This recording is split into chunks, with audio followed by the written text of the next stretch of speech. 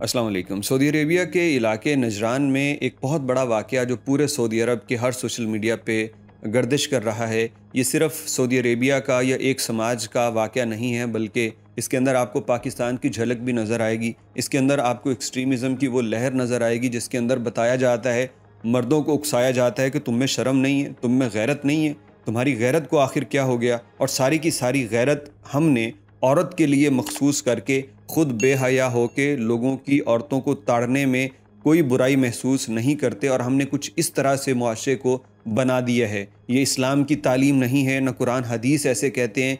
ये मर्द के जहन में दरअसल एक अबहाम पैदा कर दिया गया, और इस पर बात करेंगे कि आखिर ये क्यों हुआ। लेकिन पहले खबर देख लीजिए और सुन लीजिए, साथ साथ आप वीडियो देख रहे होंगे। नजरान में एक खातून को जिसकी उम्र 42 साल है, सलमा नामी खातून, उसको किसी ने कत्ल कर दिया उसके बच्चों के सामने। 8 गोलियां मारी उसके सीने के अंदर, 8 गोलियां बच्चों के सामने उसको मार दिया। लेकिन आपको एक बात बताऊं, जो सोसाइटीज़ होती हैं वहाँ पे क्या होता है, वहाँ पे किसी एक सऊदी शख्स ने भी ये नहीं कहा कि ये औरत करप्ट होगी, किसी एक ने भी नहीं कहा कि इसके किसी से चक्कर होंगे। कोई एक भी ऐसा नहीं था जो कत्ल होने वाली औरत को गलत कह रहा हो और कातिल की तरफदारी कर रहा हो। एक बंदा भी ऐसा नहीं था। लेकिन मैं आपको बताऊं, अफसोस के साथ, बड़े दुखी दिल के साथ, वो टोबा टेक्सिंग या लैया में वो चंद दिन पहले जो एक बच्ची को उसके भाई ने कत्ल कर दिया, बाप और भाई की मौजूदगी में, उस वीडियो के नीचे भी कमेंट आ रहे थे। लोग कह रहे थे हाँ, इस औरत ने कुछ तो किया होगा, उस बाप के कलेजे पे क्या गुजरती होगी जिसने अपनी बच्ची को मार दिया। बाप की मजबूरी होगी, मतलब उस कत्ल को लोग जस्टिफाई कर रहे थे। एक औरत से पैदा हुआ बच्चा ये औरत के कत्ल को जस्टिफाई कर रहा, और बाद में हकीकत पता चली कि उस बच्ची के साथ वो खुद ही रेप कर रहे थे, इसलिए उन्होंने मार दिया क्योंकि उसको हमल हो गया था। तो दूसरी तरफ देखिए, मैं आपको गारंटी से कह रहा हूँ, आपको कोई कमेंट कहीं नहीं मिलेगा कि कोई इस कत्ल को जस्टिफाई करे या कत्ल होने वाली औरत को बुरा भला कहे। कत्ल की वजह क्या थी?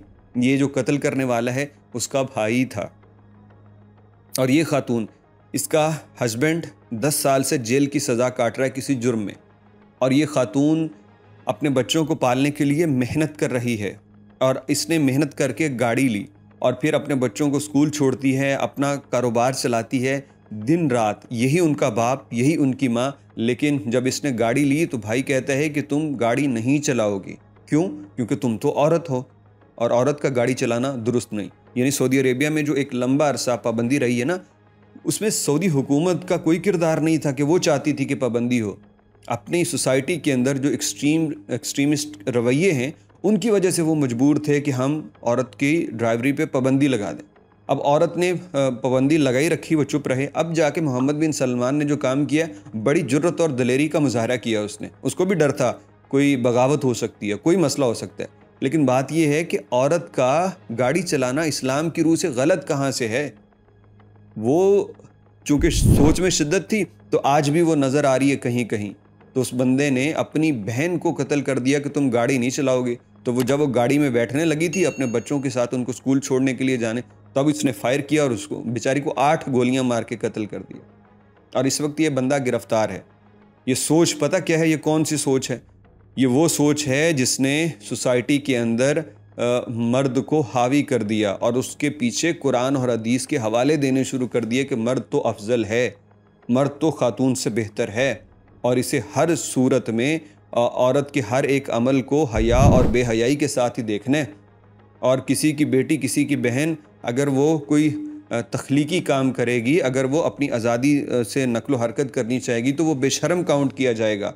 अगर किसी की औरत, किसी की बहन, वो घर को सपोर्ट करने के लिए कोई काम करेगी, तो उसे कंजर कहा जाएगा, उसे दलाल कहा जाएगा, क्योंकि वो बहन और माँ की या बेटी की कमाई खाता है। ये जहन बना दिया गया है। इस्लाम में ये जहन नहीं था।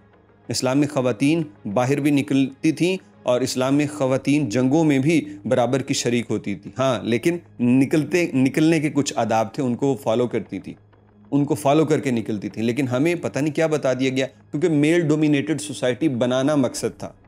इसमें ख़वातीन को अगर इस तरह से आज़ादी मिल जाती।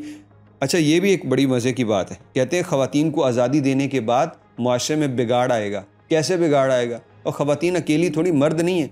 तो जब ख़वातीन पे पर्दे और हिजाब की और गाड़ी न चलाने की इतनी पाबंदी करते हो और मार देते हो, तो हर दाढ़ी न रखने वाले शख्स को क्यों कत्ल नहीं करते? हर नज़रों को झुकाने वाले जो नहीं झुकाता जो शख्स, उसको कत्ल क्यों नहीं करते? किसी औरत के साथ, शादीशुदा औरत के साथ, खुद भी शादीशुदा है, ये जाके ज़िना कर रहा है, तो इसको कत्ल क्यों नहीं करते? भाई ये हल नहीं है कि आप मरने मराने पे तरबियत हल है, तरबियत पे जाओ। लेकिन आप देखो कि इस बंदे ने पकड़ के एक फैमिली की सहारा, अपने बच्चों को पालने वाली खातून को मार दिया, सिर्फ इसलिए गाड़ी क्यों चलाई। और ये वो रवैये हैं, इनको बदलने की ज़रूरत है। खुदा के वास्ते मैं ये नहीं कहता कि आप बेहया बन जाओ, ये बेहयाई नहीं है। किसी की बच्ची पढ़ लिख के कोई अच्छा काम इज़्ज़त वाला कर रही है, अपने माँ बाप को सपोर्ट कर रही है, ये बेहयाई नहीं है यार। कब तक तुम बच्चियों को पैदा करके फिर उनके जहेज़ की फ़िक्र में मेहनत करके आखिर में किसी के सुपुर्द कर दोगे, वो उनको मारे या पीटे। और फिर तुम्हें, अगर तुम्हारी बच्ची घर में रह के कुछ काम करके तुम्हारे बेटे जितना कंट्रीब्यूट कर सकती है, तो इसमें मज़ायका क्या है? शहरों के अंदर ये सोच बदल रही है, लेकिन गाँव के इलाकों में अभी भी ये सोच पुरानी है। तो ये जो सऊदी मुआशरे में नज़र आया ना, ये हमारे यहाँ भी ये सोच है। हमारे यहाँ भी बेटी को मारा जाता है, बेटे को पूछा भी नहीं जाता किसी गलती पे।